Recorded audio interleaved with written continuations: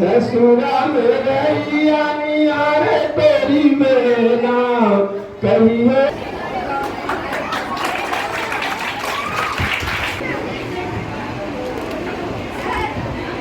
अभी एक बहुत सुंदर प्रोग्राम आपके सामने प्रस्तुत होना है, आप तालियां बजाते रहें।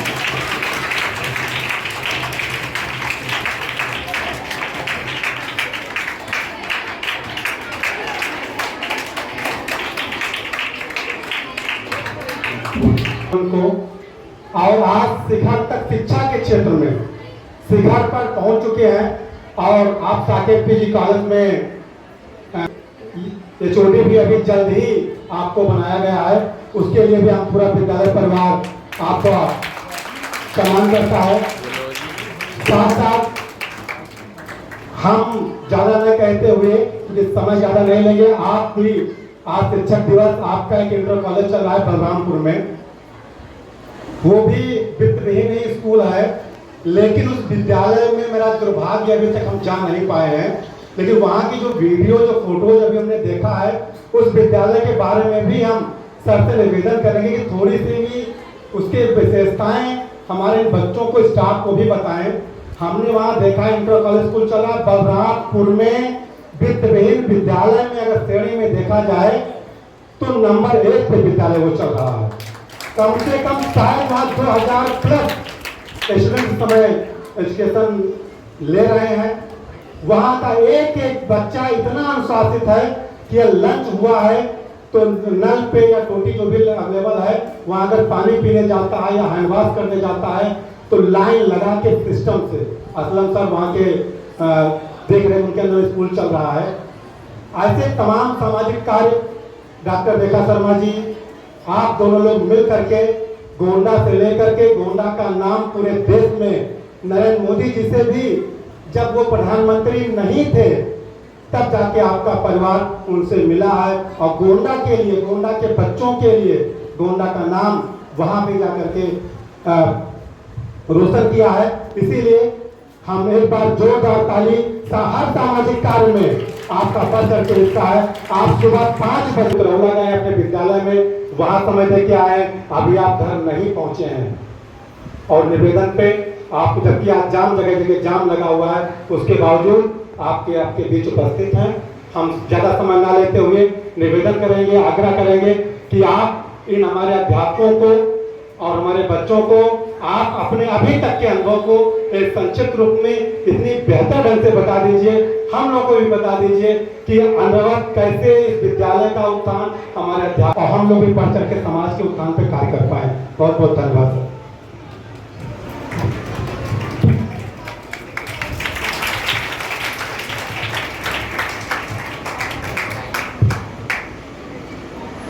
इतनी प्रशंसा के लिए आशीष जी का बहुत बहुत धन्यवाद। आप लोग सभी लोग काफ़ी देर से बैठे होंगे तो थोड़ी आप में ऊर्जा भरता हूँ। सबसे पहले हम लोग जयकारा लगाते हैं, भारत माता की, भारत माता की, भारत माता की। अब आज चूंकि शिक्षक दिवस है तो आप अपने सभी शिक्षकों की जोरदार ताली बजाइएगा।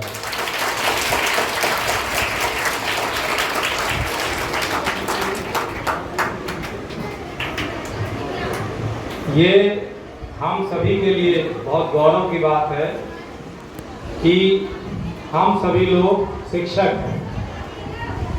अभी अभी मैं आ रहा था रास्ते में तो थोड़ा फेसबुक देखने लगा तो शिक्षक जो हैं आप शायद जानते हो, आप लोग बच्चे तो नहीं जानते होंगे, यहाँ पर एक राम शंकर द्विवेदी जी थे जो दीनदयाल शोध संस्थान के निदेशक थे और बाद में वो एक विद्यालय में प्रधानाचार्य हुए और वहाँ से सेवानिवृत्त होकर बलरामपुर जिले में ITI चला रहे हैं अपना जो है।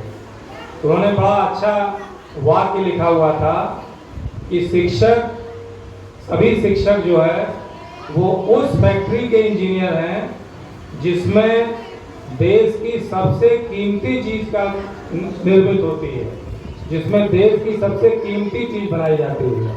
बात एपीजे अब्दुल कलाम साहब, जिनको मिसाइल मैन के नाम से आप लोग जानते हैं, उन्होंने कहा था the ignited mind of a child is the best resource on this earth, above the earth and below the earth. Hindi में अनुवाद ये हुआ कि हम लोगों में एक परंपरा है कि हम लोग एक तो पृथ्वी लोक को मानते हैं, एक आकाश लोक को मानते हैं, देवता लोक को जहाँ पर मानते हैं कि देवता निवास करते हैं, और एक पाताल लोक भी मानते हैं जहाँ पर रावण जो है, रावण का भाई अहिरावण जो है, वो राम और लक्ष्मण जी को चुरा के ले गया। आपने कथा सुनी होगी, तो उसको हम लोग पाताल लोक बोलते हैं, है ना।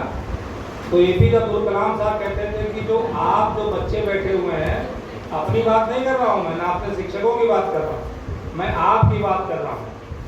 तो वो ऐसा मानते थे कि आपका जो दिमाग है वो इस पृथ्वी लोक पे सबसे बड़ी ऊर्जा का केंद्र है, और इस पृथ्वी लोक पे ही नहीं, देवता लोक में भी और पाताल लोक में भी इतने इम्पोर्टेंट हैं आप सब लोग।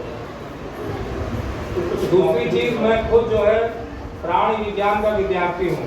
जैसे आप लोग जो हाई स्कूल इंटर के बच्चे होंगे, आप लोग जीव विज्ञान पढ़ते होंगे, लेकिन आगे चल के ये जीव विज्ञान जो है दो शाखाओं में बढ़ जाता है। एक वनस्पति विज्ञान हो जाता है, दूसरा जंतु विज्ञान हो जाता है। कहीं कहीं जंतु विज्ञान को प्राणी विज्ञान भी बोलते हैं। तो जितने बच्चे आप लोग सामने बैठे हुए हैं, सभी के पास, जो समान आयु के बच्चे हैं, सबके पास बराबर दिमाग है, इक्वल अमाउंट ऑफ ब्रेन। और ब्रेन हमारा क्योंकि इतना सेंसिटिव होता है, इसीलिए ईश्वर ने इसको सबसे हार्ड कवरिंग, जो क्रेनियम होता है, इससे इसको कवर करके रखा है।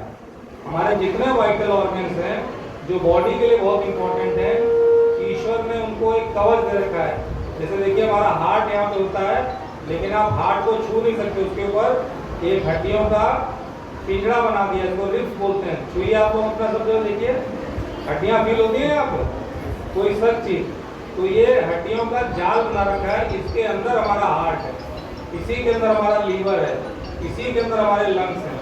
इसी प्रकार जो हमारा ये क्रेनियम है, इसके अंदर ब्रेन है, और सबसे मजबूत पार्ट बॉडी का ही क्रेनियम होता है। अगर कोई आपको लाठी जोर से मारे तब शायद ये क्रैक होगा, अदरवाइज जल्दी इसमें कोई टूट फूट नहीं होती है। तो जो बच्चे पढ़ रहे हैं, सबके पास इक्वल ब्रेन है। जो क्लास में फर्स्ट आता है उसके पास भी उतना ही ब्रेन है, और जो फेल होता है उसके पास भी उतना ही ब्रेन है। अंतर सिर्फ ये है कि हम लोग अपने ब्रेन का प्रॉपर यूज नहीं करते हैं। हम उसको जिस दिशा में लगा देते हैं, उसी दिशा में हमारा ब्रेन आगे बढ़ने लगता है, और हम उसी में सफल होने लगते हैं। दूसरी चीज, अभी आशीष जी ने कहा कि हमारा जो स्कूल उतरौला में है, ये सही बात है। हमारा जो स्कॉलर्स एकेडमी नाम है सेंट्रल कॉलेज का, और इस पूरे मंडल का सबसे अच्छे स्कूलों में से एक स्कूल है वो। हर जिले में हर वर्ष 10 बच्चे हाई स्कूल के और 10 बच्चे इंटरमीडिएट के, उनको डीएम साहब अपने यहाँ बुला के सम्मानित करते हैं, लिस्ट बनाई जाती है। और पिछले 4-5-7 साल से, जब से योगी जी की सरकार आई है, नकल पे अंकुश लगा है, तब से इन 20 बच्चों में आधे से ज्यादा बच्चे प्रत्येक वर्ष मेरे अपने विद्यालय से रहते हैं, बाकी आधे बच्चे पूरे जनपद से रहते हैं। एक साल पहले तो हाई स्कूल में हमारे 10 में से 8 बच्चे मेरे थे, 2 बच्चे सिर्फ बाहर थे। पिछले साल भी हाई स्कूल में 6 बच्चे हमारे 10 में से हैं, और इंटरमीडिएट में 5 बच्चे टॉपर में से हमारे स्कूल के। इसमें हमने फॉर्मूला अपनाया था। मैं क्योंकि सुना है, सभी ने सुना है, ठीक। उन्होंने अपने जीवन काल में, माना जाता है कि इस पृथ्वी पे अब तक वो ऐसे व्यक्ति हुए हैं जिन्होंने अपने दिमाग का सबसे अधिक प्रयोग किया है, मतलब उनको जीनियस माना जाता है। अपने जीवन काल में उन्होंने एक थ्योरी बनाई थी, उसको थ्योरी ऑफ रिलेटिविटी बोलते हैं। जब तुम लोग आगे पढ़ोगे तब समझ पाओगे कि थ्योरी ऑफ रिलेटिविटी क्या होती है। उसमें अगर एक उन्होंने काल्पनिक बनाया था कि एक टाइम मशीन में अगर आपको रख दिया जाए तो आपके लिए समय रुक जाएगा और बाहर सदियां बीत चुकी होंगी। उन्होंने उसको रिलेटिव बताया था। कभी देखा होगा आपने कि अगर आपकी ट्रेन चल रही है और बगल में दूसरी ट्रेन भी चल रही है तो आपको लगेगा कि हमारी ट्रेन चली, हम लोग वहीं खड़े हुए हैं, एहसास होता है ना। या आपकी ट्रेन खड़ी है, बगल से दूसरी ट्रेन गुजर जाती है तो आपको लगता है मेरी ट्रेन भी चल रही है, जबकि हकीकत में क्या होता है कि आपकी ट्रेन वहीं है, दूसरी ट्रेन चल रही होती है। तो हर चीज़ रिलेटिव है, उन्होंने कहा था हर चीज़ रिलेटिव है। तो उनके इसी थ्योरी पे जब काम किया उन्होंने, तो उनको तमाम दुनिया के हर कोने से उनको लोग बुलाते थे कि अपनी उस थ्योरी को आके हमारे पास एक्सप्लेन करिए हमारे साइंटिस्ट के बीच में। तो उनका जो ड्राइवर था वो भी हर जगह जाता था, वो भी सुनता था उस थ्योरी को। तो एक दिन उनको बुलाया गया तो उन्होंने कहा कि सर आपने कौन ऐसी चीज़ बता दी है, जहाँ जाते हैं आप एक ही बात बोलते हैं, अब तो सुनते सुनते मैं इतना जान गया हूँ कि कहीं अगर मुझे कहा जाए तो मैं भी हूबहू वैसे ही उस थ्योरी को बता दूंगा, कोई जान भी नहीं पाएगा। तो फिर उनका इन्विटेशन आया जगह से, तो उन्होंने कहा कि चलो बहुत अच्छी बात है, आज जहाँ मैं जा रहा हूँ वहाँ मुझे कोई पहचानता नहीं है, मेरे नाम को लोग जानते हैं, तो तुम जो है पीछे बैठ जाओ, मैं तुम्हारी गाड़ी चलाता हूँ और चलते हैं, तुम कैसे बताते हो। बस आइंस्टीन साहब आगे ड्राइवर बन गए, ड्राइवर उनका पीछे अल्बर्ट आइंस्टीन बन के बैठ गया और वो पहुँचे वही कार्यक्रम स्थल जैसे हम आए हैं। जब पहुँचे वो तो उन्होंने कहा कि सबने वही ड्राइवर का ही स्वागत किया, बढ़िया से लाए उसको, उन्होंने अपना शुरू किया व्याख्यान देना और इतना बढ़िया बोला कि कोई भाप भी नहीं पाया कि ये ड्राइवर है या अल्बर्ट आइंस्टीन है। लेकिन उसको इतना ही ज्ञान था बस जो है, लेकिन उसका दिमाग बहुत परिपक्व हो गया था, उसका दिमाग साइंटिफिक एटीट्यूड उसके अंदर डेवलप हो गया था, उसके अंदर उसकी सोच वैज्ञानिक हो गई थी। तो किसी ने सवाल खड़े होकर पूछा कि सर ये बताइए, तो उसको थ्योरी तो पता थी लेकिन सवाल का उत्तर तो जानता नहीं था कि अगला क्या पूछ सकता है और मैं क्या जवाब दूंगा, लेकिन उसकी सोच वैज्ञानिक हो गई थी। तो जब उससे सवाल पूछा किसी व्यक्ति ने तो उसने कहा अरे इतनी छोटी सी बात आपकी समझ में नहीं आई, इसका जवाब मैं नहीं मेरा ड्राइवर देगा आपको जो होगा। तो ड्राइवर साहब मंच पे आ गए और वो तो ये जो व्याख्यान होते हैं हमको लगता है कि इससे क्या फर्क पड़ता है, लेकिन इससे हमारी सोच बदलती रहती है, हमारी सोच वैज्ञानिक हो जाती है। तो मैं अपने स्कूल की बात कर रहा था, तो हमने एक फार्मूला बनाया हुआ अपने स्कूल में।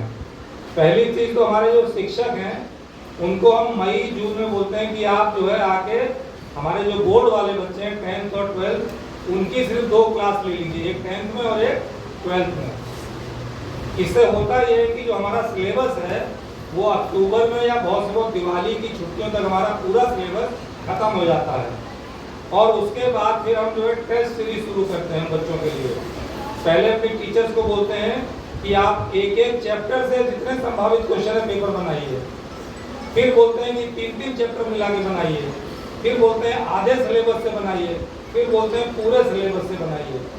तो जितने भी इम्पोर्टेंट क्वेश्चंस होते हैं या जो पूरा सिलेबस होता है वो जब बच्चा फाइनली बोर्ड के एग्जाम में बैठता है उससे पहले उन्हीं सवालों को 10-12 बार लिख चुका होता है, एग्जाम की तरह एग्जाम दे चुका होता है। उसी का परिणाम होता है कि जो रिजल्ट हमारा है बहुत बेहतरीन आता है। लगभग हर बच्चे 70-80% के आसपास रहते हैं और मेरिट में ज़्यादातर बच्चे आते हैं। इस वर्ष से मैंने बच्चों को टारगेट दिया है कि अब जिले का कई साल से हो गया, अब हमको स्टेट में मेरिट बनानी है अपनी जो है। तो अब इस बार प्रयास कर रहे हैं कि बच्चे अच्छा करें, क्योंकि 2 साल बीच में थोड़ा कोविड ने बड़ा डिस्टर्ब किया, कोई क्लास नहीं चली और ऑनलाइन क्लासेस का कोई मतलब होता नहीं है। बलरामपुर जिले में माध्यमिक शिक्षा की कोई कमेटी बनती है उसमें हमारे स्कूल को जरूर वो लेते हैं। तो आप भी अगर मेहनत करेंगे तो ऐसा नहीं है सब बच्चों के पास बराबर ब्रेन होता है, थोड़ी सी मेहनत, क्योंकि असली मेहनत तो बच्चे को करनी है, आपको उसको थोड़ा सहारा देना है। तो अगर थोड़ा मेहनत करेंगे, सहारा देंगे, कुछ अच्छा सोचेंगे, कुछ नया सोचेंगे, तो ये बच्चे भी उतना ही अच्छा कर सकते हैं जैसे मेरे अपने विद्यालय के बच्चे कर रहे हैं। और बाकी जो छोटे बच्चे हैं मैं यहाँ के प्रबंधन जरूर कहूँगा कि जो छोटे बच्चे हैं वो अपने उनके लिए खेल पे ज़्यादा ध्यान दें। छोटे बच्चों को जैसे नर्सरी, LKG, UKG, 1 to 5 इनको पढ़ाई तो बच्चा सीख जाता है। एक कहावत है ना, healthy brain in healthy body. अगर हम स्वस्थ रहेंगे तो हमारा दिमाग भी स्वस्थ होगा, अच्छे विचार उस मन में आते हैं, पॉजिटिव थॉट्स आते हैं, तो ज़्यादा अच्छा होता है कि छोटे बच्चे जो हैं उनको इक्वली कुछ योगा क्लासेस उनकी रहें, कुछ गेम्स के पीरियड ज़्यादा रहें। छोटे छोटे गेम्स के लिए बहुत बड़े मैदान की आवश्यकता नहीं होती है, आप बहुत छोटे छोटे गेम्स को आपस में खेल सकते हैं। तो उस खेल से भी क्या होती है, खेल भावना डेवलप होती है, स्पोर्ट्समैन स्पिरिट डेवलप होती है, हमारा समाजीकरण होता है, हार जीत का अंतर समझ में आता है कि खेल में जीत भी होती है और हार भी होती है। अगर हम जीतने को एंजॉय करते हैं तो हार को भी उसी खुशी के साथ एक्सेप्ट करना चाहिए कि आइंदा अगली बार हम क्या करें जिससे कि हम फिर जीतें। ठीक है, तो आप सभी को एक बार पुनः इस शिक्षक दिवस की बहुत बहुत बधाई। सभी शिक्षकों को, सभी बच्चों को, मेरा सभी बच्चों को बहुत बहुत आशीर्वाद और अपने शिक्षक बंधुओं को सादर प्रणाम। जय हिंद, जय भारत।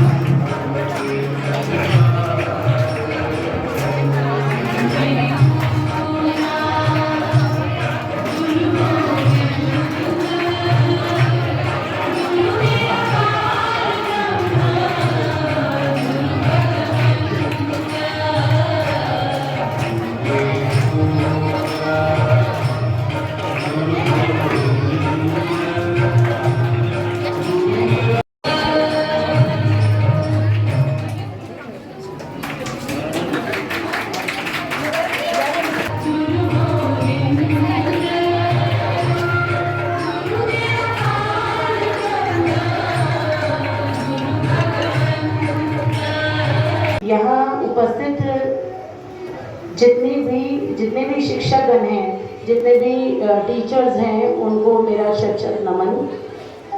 यहाँ पे जितने टीचर्स हैं उनको मैं एक बात बताना चाहती हूँ कि टीचर्स का कोई ना कोई शब्द बच्चों के दिल में ऐसी जगह प्राप्त देता है कि वो शब्द उनकी दुनिया बदल सकता है। तो आप ही जैसे जो टीचर्स बैठी हैं, इतनी प्यारी प्यारी, और इतने टीचर्स बैठे हैं यहाँ पे जो शिक्षकगण हैं, उनके कहे हुए कुछ शब्दों से ही मुझे प्रेरणा मिली और मैं आज डॉक्टर के रूप में यहाँ एक अस्पताल चला पा रही हूँ। तो हमारे बनने या बिगड़ने में हमारे टीचर्स का बहुत बड़ा महत्व होता है, और टीचर ही का एक ही आत्मभरा विश्वास अपने स्टूडेंट के ऊपर एक स्टूडेंट को बहुत ऊंचाइयों तक ले जा सकता है। तो सबसे पहले तो मैं आप टीचर्स से उम्मीद करती हूँ कि भविष्य में मैं कभी जब फिर आऊँ तो मुझे पता चले कि जेपी मेमोरियल इंटर कॉलेज से कोटरगंज गोंडा से कोई बच्चा जो है कोई डॉक्टर बन रहा है, कोई आईपीएस बन रहा है, कोई आईएएस ऑफिसर बन रहा है। तो भविष्य में पाठक जी, आशीष भैया को कहना कि मुझे बुलाएं फिर से, जब यहाँ का बच्चा कोई डॉक्टर बने तो हम उसको सम्मानित करने के लिए आएँ। तो डॉक्टर बनना कोई बहुत बहुत बड़ा गेम नहीं है। पड़ेगी आपको बुक्स से फ्रेंडशिप करनी पड़ेगी, और बचपन से ही बच्चों देखना पड़ेगा कि आपके फ्रेंड्स कौन हैं। तो अगर आपका फ्रेंड सर्कल अच्छा है, अगर आपके दोस्त अच्छे हैं, अगर आपके दोस्त पढ़ने लिखने वाले हैं, तो ज़रूर आप कोई ना कोई ऊंचाइयों को प्राप्त करोगे।